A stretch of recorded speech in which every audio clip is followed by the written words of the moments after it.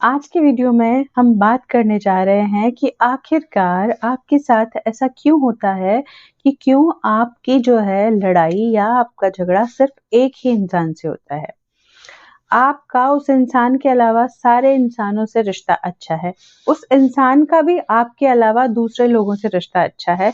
दूसरे लोगों से बहुत प्यार से बात करता है, दूसरे लोगों की हर बात सुनता है। आपकी जैसे ही बारी आती है वो इंसान अजीब बिहेव करना शुरू हो जाता है। आपकी तो कोई बात माननी ही नहीं है और हर समय आपसे सिर्फ़ और सिर्फ़ झगड़ा करना है। तो आज इसी टॉपिक पे बात करेंगे। मैं हूँ पूजा शर्मा और स्वागत है आपका लाइफ हीलर एडवोकेट पर, जहाँ हम बात करते हैं spirituality, law of attraction and manifestation की। तो देखिए, जिस भी व्यक्ति से आपका झगड़ा होता है ना?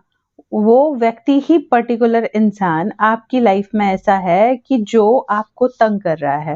उसके अलावा कुछ लोग, कुछ रिश्ते इतने इम्पोर्टेंट होते हैं आपके लिए कि उनसे ना चाहते हुए भी आपका उनसे कोई रिलेशन नहीं होता, कोई खून का रिश्ता नहीं होता, कोई जान-पहचान नहीं होती, फिर भी अचानक से कुछ लोग आपके बहुत प्रिय बन जाते हैं, है ना?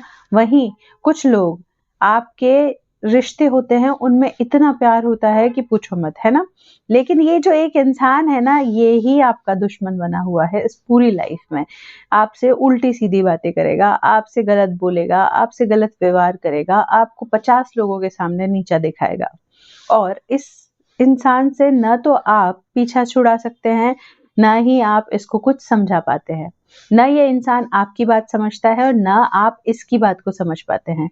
तो देखिए, समझ लीजिए कि 100% ये जो रिश्ता है, ये जो इंसान है आपकी लाइफ में, ये इंसान आपका सोल पार्टनर है।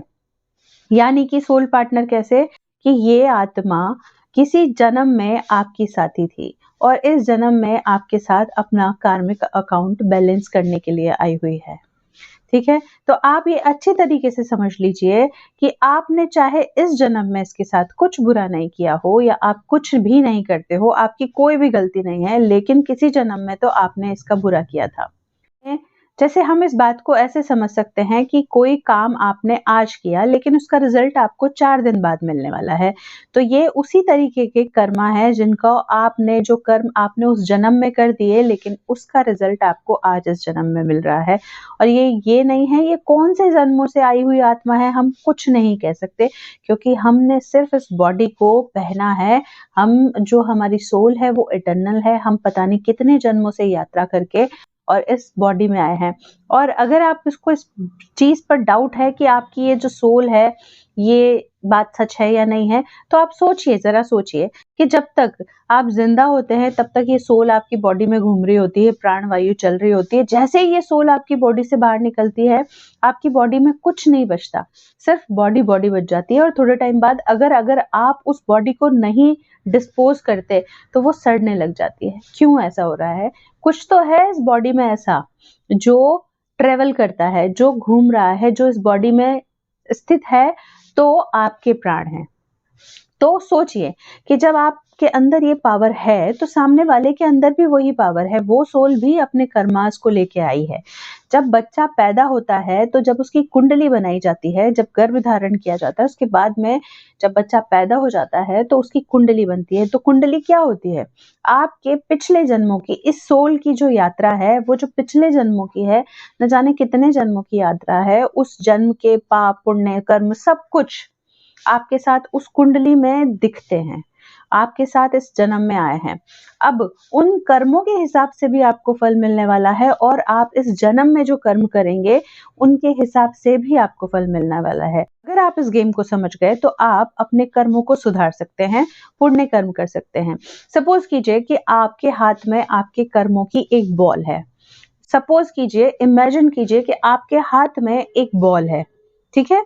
ये ग्रीन कलर की हो सकती है या ये व्हाइट कलर की हो सकती है या फिर रेड कलर की हो सकती है। और सपोज़ कीजिए कि ये बॉल आप मेरे पीछे वाली दीवार पे फेंक के मारते हैं, तो क्या लगता है आपको, ये वापस ही आएगी ना मेरे पास?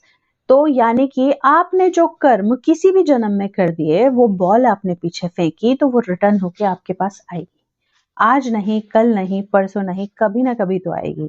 तो बात थी कि जो इंसान आपसे लड़ रहा है, आपसे झगड़ा हो रहा है, तो आप इस बात को एक्सेप्ट कर लीजिए कि ये जो सोल है, ये आपके पूर्व जन्म की सोल है और इस जन्म में आपसे अपना अकाउंट सेटल करने के लिए आई है। ये आपको दुख देगी, आपको परेशान करेगी। अब जब आप समझ गए हैं कि ये रिश्ता इस जन्म से भी ज़्यादा पहले का है, तो अब आप इस आत्मा से, इस सोल से अपना अकाउंट बैलेंस बना लीजिए, सही कर लीजिए सेटल।